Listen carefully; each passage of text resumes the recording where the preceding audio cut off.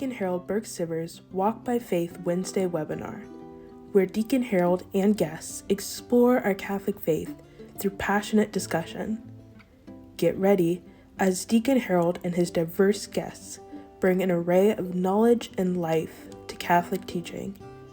You are watching Deacon Harold Burke-Sivers Walk by Faith Wednesday webinar. Hello, and welcome to another episode of Walk by Faith Wednesday webinar. I am your host, Deacon Harold Burke-Sivers, and I have the great honor and privilege this week of interviewing a brother deacon. I tell you, I'm so privileged to meet so many amazing people from all around the country when I'm traveling. And I met Deacon Anthony when I was speaking at the men's conference in Arlington, Virginia. And I stayed at the rectory there for a night, and I got a chance to meet him. And I was really impressed and kind of following up with his writings and some of the other incredible work that he's doing. I'm like, wow, people need to know what this guy's doing, so I'm so honored and privileged to have him on the show. So I'd like to welcome to the Walk by Faith Wednesday webinar this week, Deacon Gerard-Marie Anthony. Welcome, my friend. Thank you, my friend. And yeah, this is a great honor to be here. And I have to say, it's the same with you. Just being able to talk with you while we were doing that, it's great to know that there's a brother servant who's out there trying to do great things for God. So thank you for doing that. And thank you for having me. No, you are most welcome. So this is your first time here. I want people to get to know you a little bit better. So can you tell us a little bit about your particularly your faith journey, your vocation story? Now, one thing that I think people are going to be very interested is that you are single, because when they hear permanent deacon, they think, oh, it's a married guy or something. But you're single. You've never been married. So again, just a little bit here. Why the diaconate and not the priesthood? Because people are going to ask. Yes. Yeah, I get that question all the time. People like, you're so young, and I'm like, well, I'm getting up there. So people say, like, sometimes I'm getting a little salty now, I got a little gray in my beard, so but one of the things for me in my journey was a lot about just being able to see people wanting to help people and seeing their pain and wanting to help them in that. And that happened even when I was a little kid. I was growing up, and my family, my parents split up when I was 6, and I would always see people like just in tears or having hard times in life. And I was like, yeah, I want to help people. So ultimately, that thing had always been in my heart. How can I help people? How can I help people when they're suffering? And then when I was probably about 12 or so, I was visiting my dad, and I got really sick, and I almost died. And before I died, I said a little prayer to my guardian angel. I said, just let me see my mom one last time before I die. And as I did that, my eyes closed, and I woke up, and there was my mom. And the thing was, at that time, I woke up, I survived. And I was mad.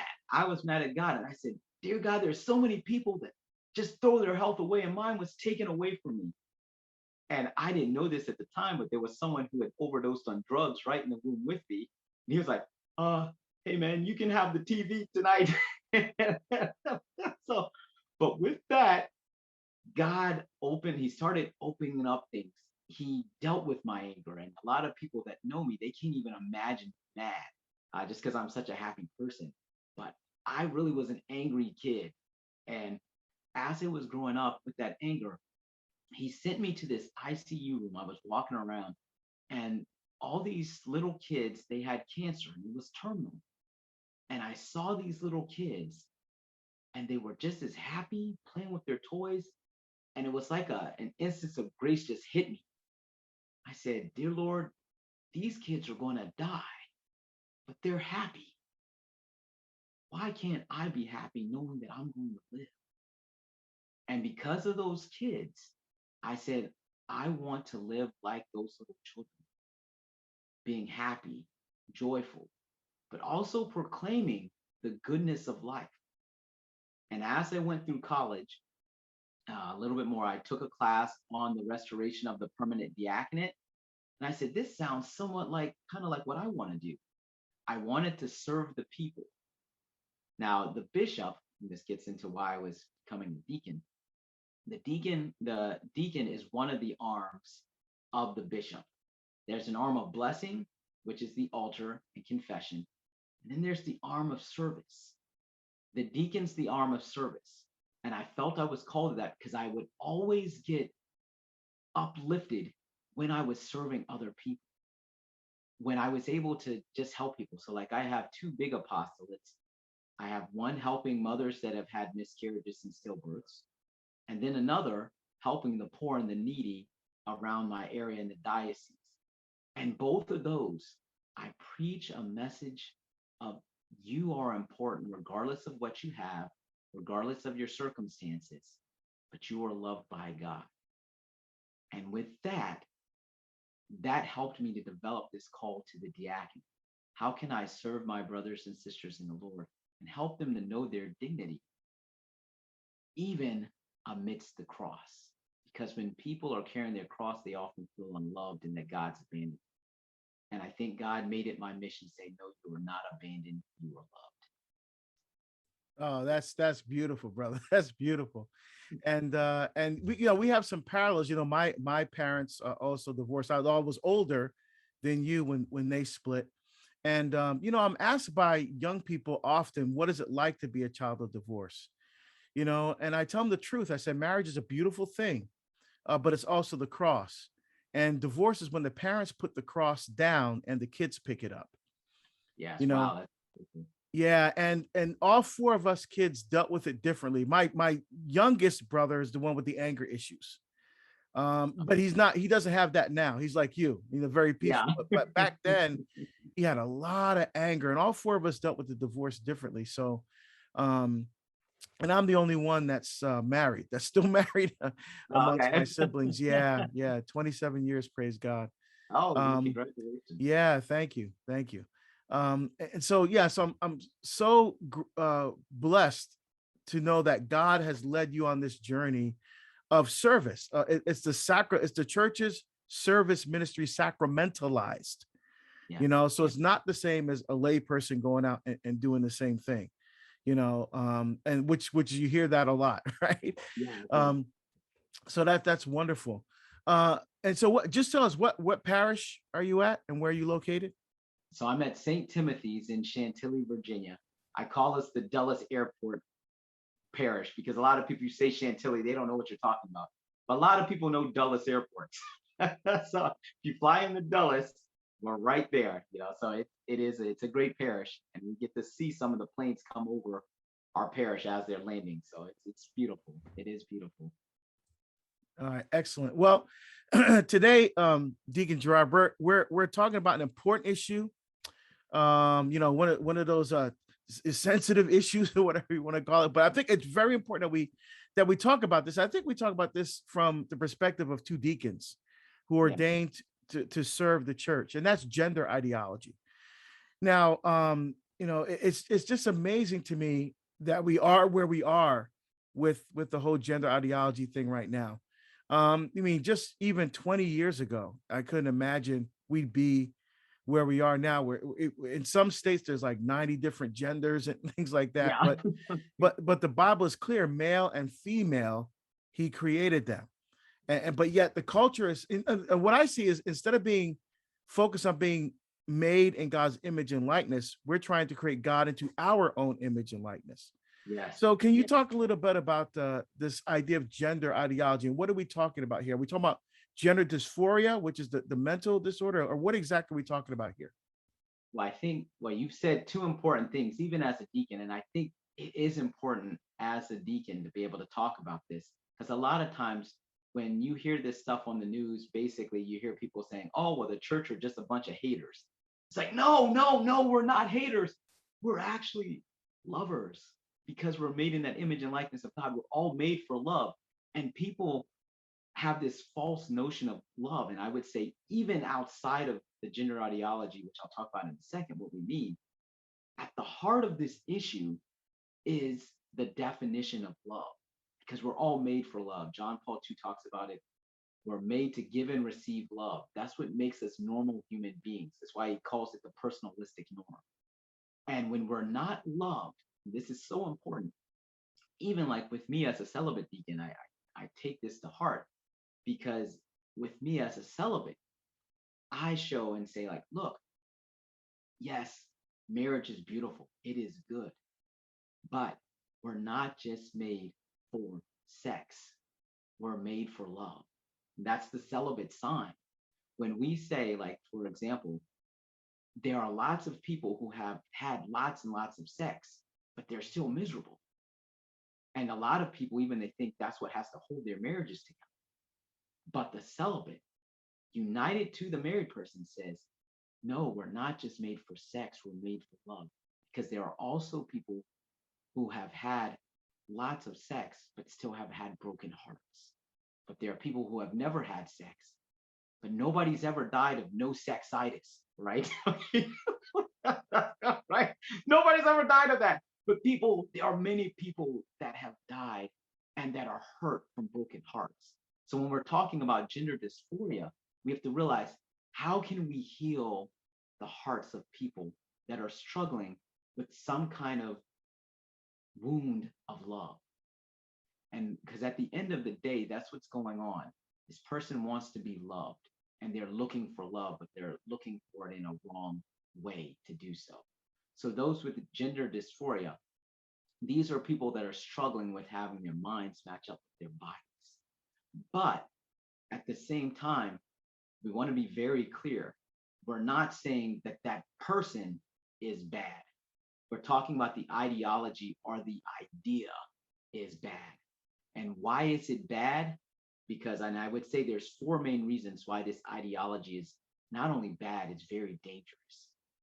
And I would even say we have to be careful. One, it attacks God's fatherhood, right? And then I'll lay them out and then I can explain a little bit more. It attacks God's fatherhood. It blurs God's image in the world. Three, it helps us, it prevents us from actually receiving the love that God has made us for. And fourth, it manipulates what it means to be human. So it manipulates the human heart. And all four of those things always degrade us.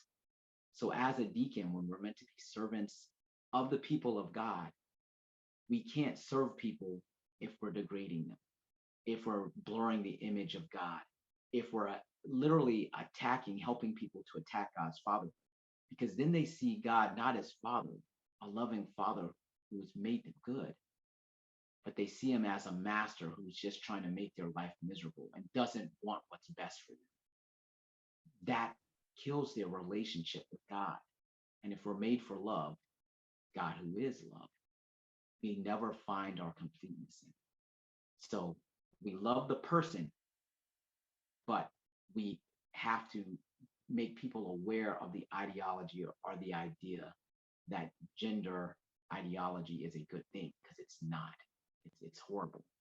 It hurts us. Yeah. So very, very well said. You know, the way I put it is, we love everyone, but we always don't love their actions. And we judge actions. We never judge people. Because only God is the judge. The problem is that we live in a culture that if you disagree with me, you hate me. Yes. If you're not on the same page with the way I think or the way I act, then you hate me and you're a hater and you don't understand what love is. And so they come up with slogans: love wins, love is love. And they take love and they manipulate it into a marketing slogan, Yes. and which robs it of its depth of meaning, and the fullness of expression of what love actually is. And you're absolutely right. It's not lived out in just physical intimacy in the conjugal act. Priests, nuns, Buddhists, right? I mean, all of even people who aren't Christians live celibate lives because they see a deeper understanding of love. But see, now one of the things I want to go through the four things, but I want to ask this first, because one of the questions that comes up a lot is, well, for the monk or for the priest or for the nun, celibacy is chosen.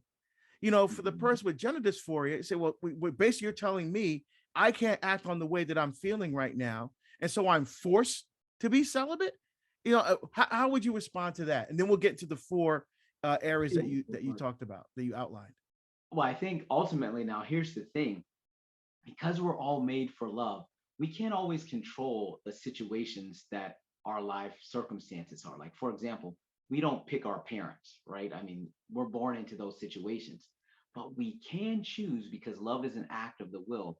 We can choose to be able to make the best out of our situations.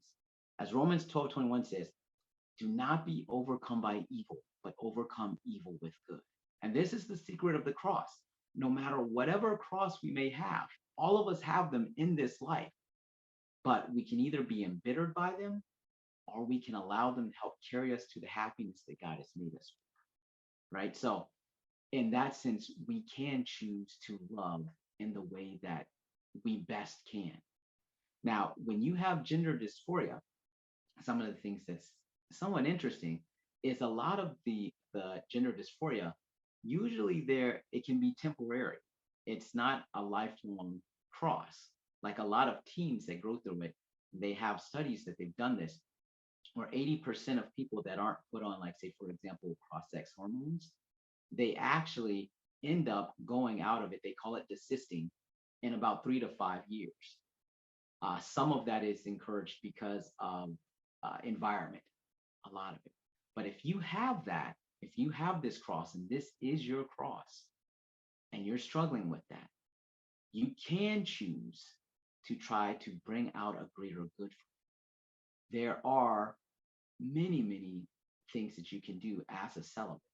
Like, say, for example, if someone's a widow or a widower, they didn't choose to lose their husband or wife, but they can choose to be able to continue to live and find the mission that God has for them after that death. Everybody, let me say this, is called to die to self in some way. Why? Because, as scripture says, once the grain of wheat dies, then it can bear fruit. God may be asking a specific sacrifice for us. That doesn't mean he hates us. It doesn't mean that he's trying to manipulate us. It means that he's going to be with us in this. And ultimately, it's about communion with love and God. Friendship. And that's, I would say, this is the key.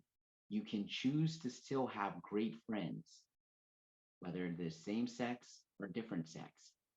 But married love is a specific type of friendship that is meant for children as well as for unity. So we have to look at what is marriage, but you can still have friendships in love, and that's what's important. No, absolutely, because we're trying to, again, redefine things in the culture, right? Because matrimony, literally means the state or condition of motherhood. Is because matri means mother, and monium is a suffix ending in Latin, which means the state or condition of something. So the state or condition of motherhood. So in order to redefine marriage, you have to change what those words actually mean. And who has a right to change what words mean, right? But that's what we're doing. Again, trying to create God in our own image and likeness. That beautiful explanation there. So let's walk through the four different areas that you talked about just a few minutes ago. Yeah, and I think, you just specifically mentioned the first, with the attack on God's fatherhood, that we're made in the image and likeness of God, not God is made in our image. If we try to redefine something that God has given us the definition for, in order to do that, that means that we have to make ourselves into God. We become the source of life, not God the Father. And that means if we have to make ourselves into God, we become our own saviors. And if we have to become our own saviors, we're in a lot of trouble, right? We can't. Sometimes we can't even fix our dinners right, much less start trying to redefine what objective reality is. And what this does is, by saying, God, you're Father, but you don't know what you're doing. You don't know what we're talking about. So therefore, let me take over, God. Here, I'm the man. You let me take over. If we have to be our own God, and the Father is not God himself, we fall into a lot of trouble. We cannot, and this is important because I remember I heard this interview where this person was talking about, well, it says in the beginning, God made them male and female, and God was pure spirit, so therefore God was cis-binary. And I heard that, and I was like, what? No, because it says in the catechism itself, we are made in the image and likeness of God, male and female, not he is made in our image. That is crucial. We need to image God to find the happiness. If God does not mirror us, we mirror God. That's where even creation, Romans 1:20, it talks about all his creation and his visible attributes tell us something about him. That's where the theology of the body makes such great sense. You can look at nature and see this is something about God. And this is why when we look at our bodies, it's important to say, yes, God has done something for us. This is goodness. I am good. And that's ultimately that kind of brings us to like that second point, where not only is it attacking God's Father, but it's attacking his image. And that's what is very, very important. The image tells us something about the Creator, and we don't want to blur that. No, again, very well said. So, in the 4 points that we're making about gender ideology, and again, we're not attacking people or individuals, but we're talking about this in light of our Catholic faith from a Christian anthropological perspective. You know, how God made us, the nature of our humanity, what it means to image God. So in the first one, we talked about the denial of God's fatherhood is basically what gender dysphoria does, or gender ideology does rather. And then it also attacks God's image. All right. And then what are the next one in your 4 different parts here? So I would say, like, in the image, in an article that I wrote in the Homiletic and Pastoral Review, I use the archangels because their names actually refer back to God. So Michael, he who is like God. This is the image of God right here. So like when we think of Saint Michael, we should think of this image. And we image God in 3 ways mainly: through our intellect, through our will, and also just the way that we love, I would say, in our relationships. So those are the 3 ways that we image God. Now, I would say how to explain this when I talk to people about this. I say, okay, everybody, I'm going to explain this by just clapping our hands. So you have a hand clap, right? Now, that hand clap is the same action, but depending on how you look at it, you have 3 different things. So you heard the sound. When you hear sound, that's called hearing, right? The noise. You can see my hands come forward. That's sight. But then also, it can be something that delights your soul. Right? That can be something that's called like touch or beauty. These are the 3 transcendentals that all of these things have, which we're talking about in this image: true, the good, and the beautiful.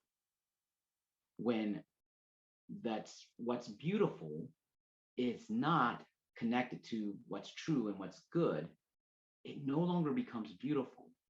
It actually becomes manipulation.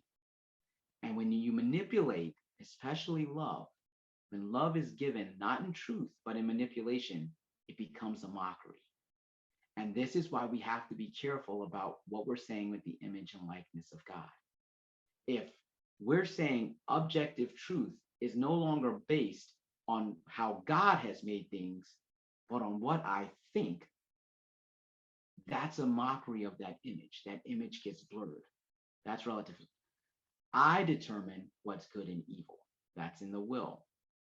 That's also bad because Isaiah 5:20 talks about woe to those who call what is bad good and what is good evil.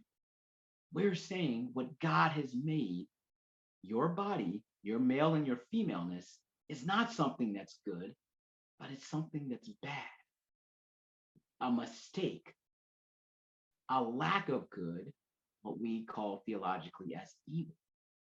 So we're saying, my body is evil. I must be freed from it.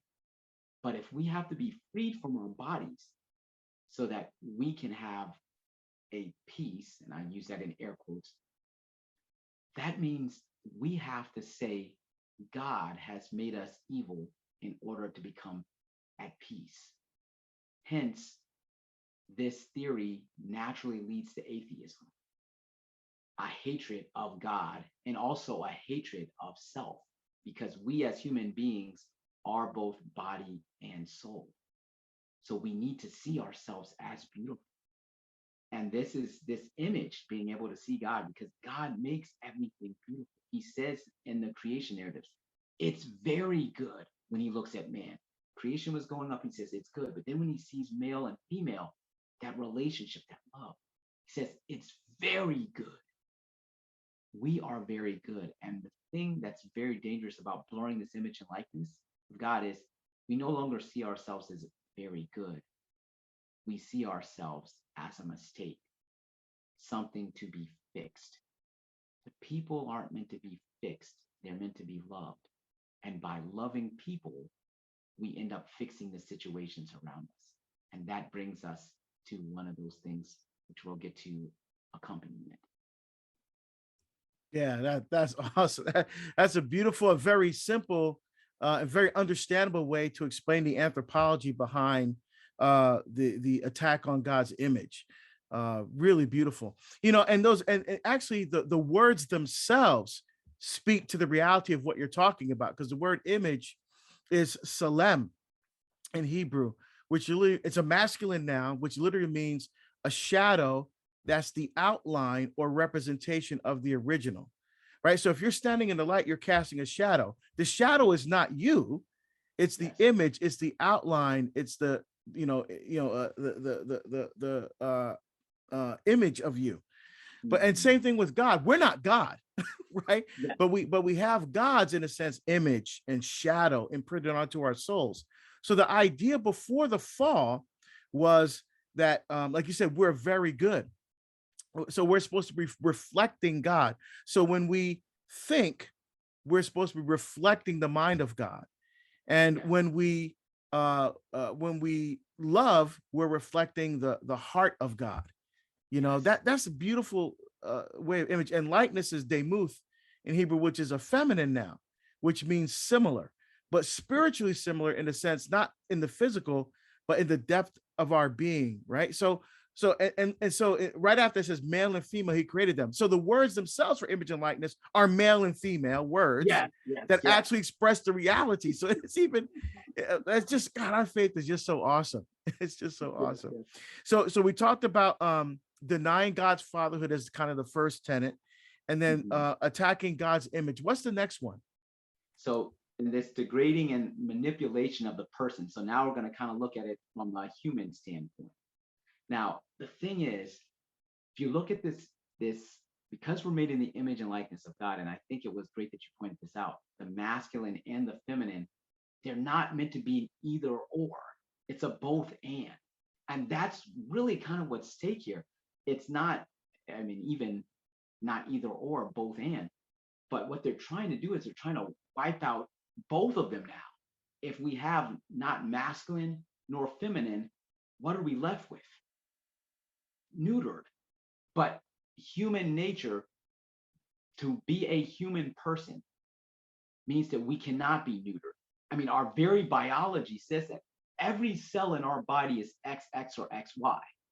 We don't have neutered cells. Even scientifically, and this is where this lie is saying, like, hey, we're not masculine or feminine.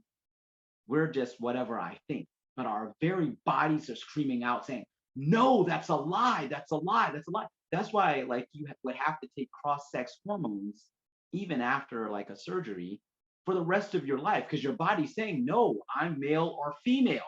I am not a neuter. I am not a cisgender. We are not fluid. We are actually here. Our biology says us tells us that. And this is where it says, I think it's very important.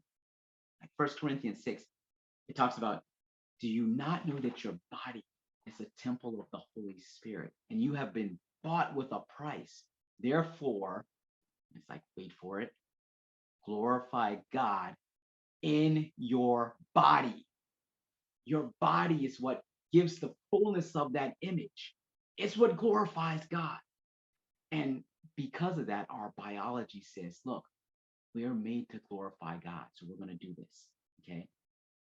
Not only with ourselves, even the male and female brain are different. And I mean, sometimes you can laugh at this. Men's brains are meant mainly for like goals and for protection, stuff like that. There's a book by Jason Everett. It's called The Theology of His or Her Body. And it talks about the female brain is like a relational epicenter. And the male brain is kind of just like, hey, we need to do this. And you can see even they had studies where it actually talks about the two hemispheres of the brain. And the woman, they actually have a lot of cross hemisphere lobes connections, which means they're more relational. They can think and process. As with the men, there's a lot more just in an inner lobe. So they're more goal-oriented and focused. And a lot of times when I'm talking with married couples, that explains a lot. That's what they're like, so a lot of times, sometimes when you're talking to the men, they're like, really don't see how that was insulting. And like, yeah. But our cells, our minds, our very bodies are meant to be able to express the glory of God. So when we're saying our bodies don't mean anything, that's a lie. That's manipulation. But even with the psychology, this is another part of the manipulation. It used to be that this was gender identity disorder. When people were struggling with things, it was gender identity disorder. But now, what they switched with the DSM-5 is they call it gender dysphoria. It's no longer that the psychological ID or idea is wrong because of the identity based on your male or femaleness, the objective reality of male or femaleness. But now it's based on dysphoria. Does your mind feel uncomfortable in your body? But I mean, the reality of this is, especially with young people, when you have a young person, a teenage person who's uncomfortable in their bodies, that's not necessarily dysphoria. That may just be puberty, right? Your voice is going all up, you're laughing, oh my goodness, I'm getting hair, what is going on here? I mean, people, a lot of them are uncomfortable in their bodies. And I mean, we also have to realize this too, a lot of times in our bodies, we have the image of how we should be, but God says, no, I have an image of what you should be. And when we have our minds match up with God's dream for us, that's where we actually find peace. So this manipulation, remember, beauty being based on truth and goodness, it's because they're separating it. And we can't do that. We can't do that. We have to be able to say, let's stop trying to manipulate ourselves rather than let's start loving ourselves. And that brings us to the fourth one, which is the accompaniment. No, that's awesome. I love that. And just a quick note here, again, so beautifully said, Deacon Gerard. It's just what you said was just so awesome. One of the things that I saw this interview with a young lady who thinks she's a young man, and in the article she said, I didn't believe that having periods would be part of my lived experience. I felt isolated. Everything about periods was tailored toward girls, yet to me, a boy, I was experiencing this and nothing in the world documented that. Yeah, that's because men don't have periods. I mean, come on. So there's no way that this confused young lady, she was having a period because her body is saying, I am female. It is time to menstruate. It's time to, the egg did not get fertilized. Now it's time to clean out and start over again for this next month. Her body's telling her that, but she's convinced that somehow she's a male and men don't have. And then the person was complaining because there were no Um, Yeah. there were no materials, for the menstrual cycle in the men's room. Yes. I mean, come on. And so when you look at that, you see the twin study, for example, from 2013, which is the largest of its kind. They said only 28% of the time did identical twins with 100% of the same DNA exposed to the same prenatal hormones identify as transgender. Only 28%. And out of that 28%, 70% of those cases said the reason for identifying as transgender had nothing to do with biology. And in Yes. fact, and as you brought up puberty, after puberty, 75 to 95% of young children who express confusion about their biological sex outgrew it. Yes. Outgrew it. I was in Australia back in 2019, and when I was there was a story about this exact same thing. As a young man who thought he was a girl, and his mother went along with it. Well, if he thinks he's a girl, and they started him on the hormone treatment. This was prepubescent. When Oh, wow. when he hit puberty, he realized, oh my goodness, I'm actually a guy. But he was already growing breasts and all this kind of stuff because of the hormone. I'm like, I mean, you could do irreversible damage now, and so what you brought up was just so spot on. And I think that's important because, I mean, especially like with walking with people, our Lord tells us, like, it's the truth that shall set us free, right? And it's not, I mean, everybody wants to kind of be freed, getting back to like the original question we were talking about, when people were saying, like, well, yeah, they didn't get a choice, right? But true freedom must be based in truth. And if people aren't willing to tell you the truth, then you don't actually have a free choice. You're being manipulated. So like when people are saying, like, most people don't tell people that are experiencing this, yeah, most likely without outside hormones and stuff like that, you're probably going to grow out of this. You're looking for questions. Most people don't talk about, just like with abortion, they don't talk about the trauma that people have because of these decisions. When you have people, especially young people, that, like, say for example, girls that are having double mastectomies at 13 and 14 years old, there's trauma there. But nobody wants to talk about that because we're trying to just say this ideology is good. I mean, they have people online, you can go online, they want to talk about this kind of stuff, but they're either getting censored or they're saying, no, this is false information. But you can't tell somebody who's being traumatized because of this that their experience is false. They're hurting and they're looking for people to love them and to accompany them. And I mean, psychologically speaking, if you want to be truthful, you have to tell them the full information. Like, medically, you call this informed consent. This is what can happen if you do this. But what's happening is we're not telling people all the things that can happen if you decide to go through this. That's not loving. That's actually not only manipulation, that's a mockery. If you're going to be a true friend, sometimes you have to have tough conversations with people. But they must always know that I don't like this action. Here's the reasons why. Boop, boop, boop, boop, boop. At the end of the day, I will still love you. You are my friend. And that's a real friend. Someone who if you're just talking to people just because you want them to agree with every idea that you have, you're not looking for a friend. You're looking for somebody to feed your own ego. That's not friendship. Friendship is the person who says, I disagree with your idea.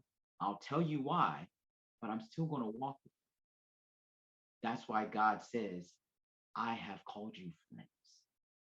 A lot of times he doesn't like some of the things that we're doing, especially when we're sinning. The catechism actually talks about these issues are in direct contradiction with the sixth commandment, because all items of sexuality deal with the sixth commandment. God isn't saying, I don't want you to do this because, well, I made you this way and I'm going to hate you if you don't do it.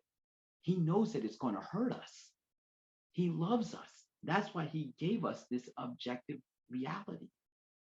He wants us to dwell in the love that we're made for. And that's why I would say one of the first things, especially as deacons, and I think you do this very well in a lot of your talks and stuff, you must be bold enough to love the person enough to tell them the truth first and foremost, because love cannot be separated from truth. Otherwise, it's manipulation. It's like we were talking about the clap. But second, we need to take the initiative to go and talk with people that, especially young people that are struggling with this.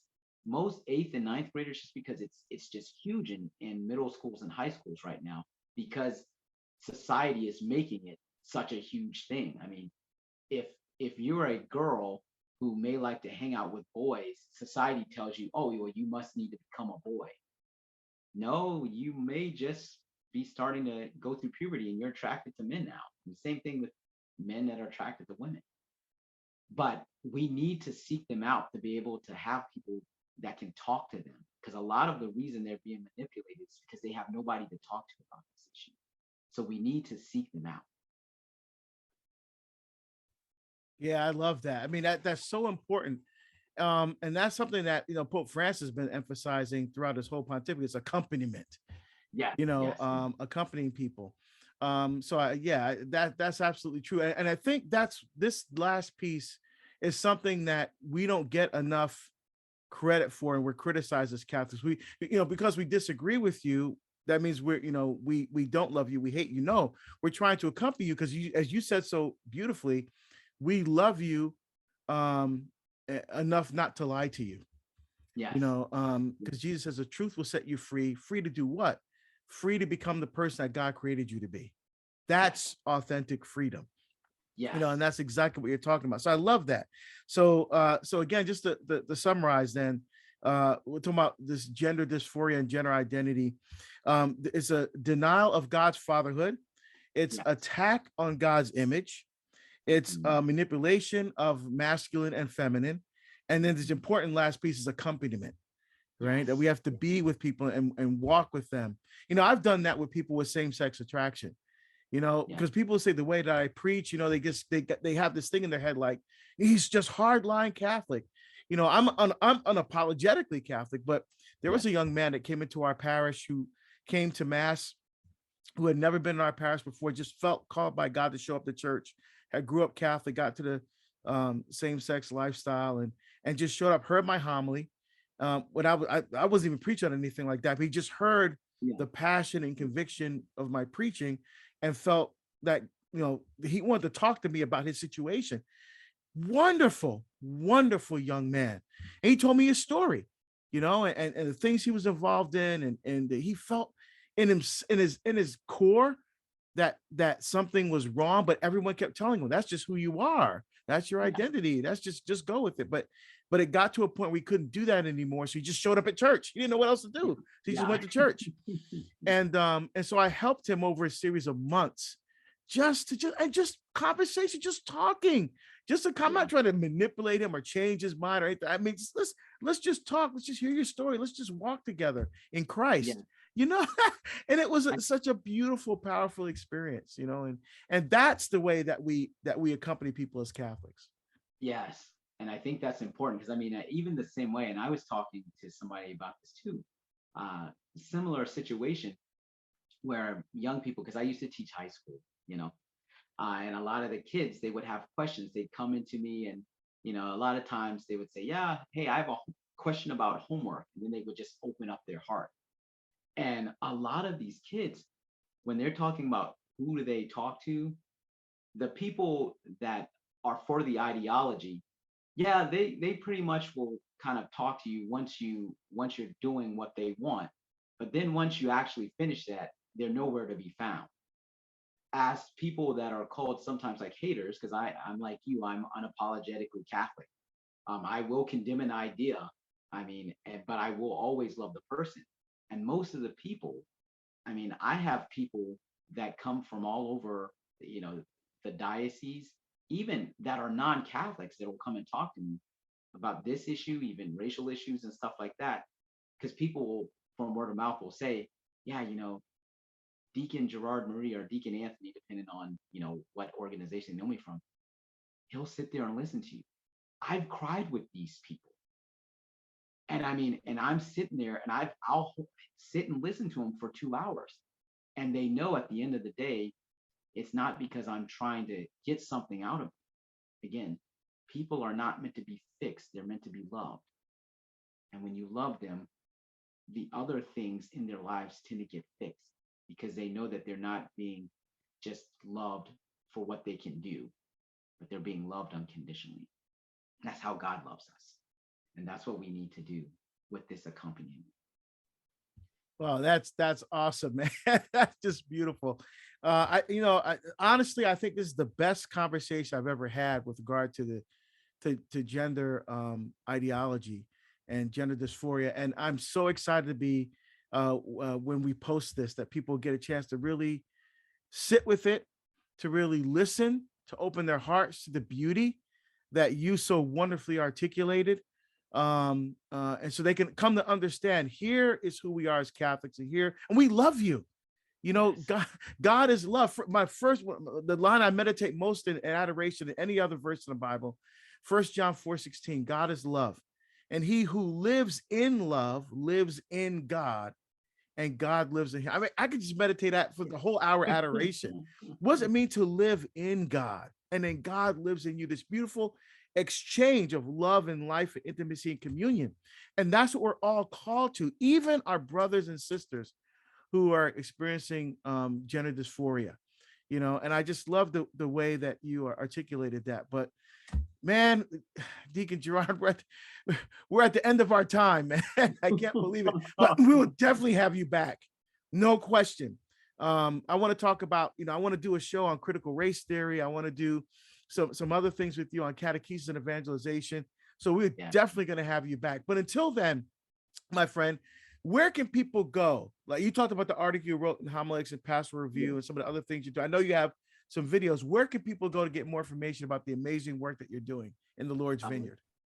Thank you, Deacon. So my website is jmjgerardmarie.com. So that's Jesus, Mary, Joseph, JMJ, Gerard-Marie.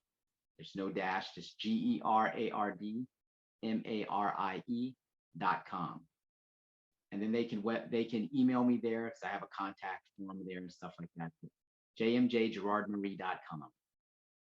And I would also encourage the Catechesis on a Human Person, which is that my bishop wrote. It's wonderful. I mean, it's an absolute masterpiece if they want to read some more as well. Excellent. And I would also recommend Ryan Anderson's book, When Harry Became Sally. He does an amazing job there explaining as well. So thank you, Deacon Gerard-Marie Anthony, and for joining us on Walk by Faith Wednesday webinar. And thank you for joining us. And I look forward to seeing you next week. Until then, my friends, take care, and may God bless you richly and abundantly in his love. Thank you for watching Deacon Harold's Walk by Faith Wednesday webinar. Tune in next Wednesday at 11 a.m. Pacific Standard Time for more.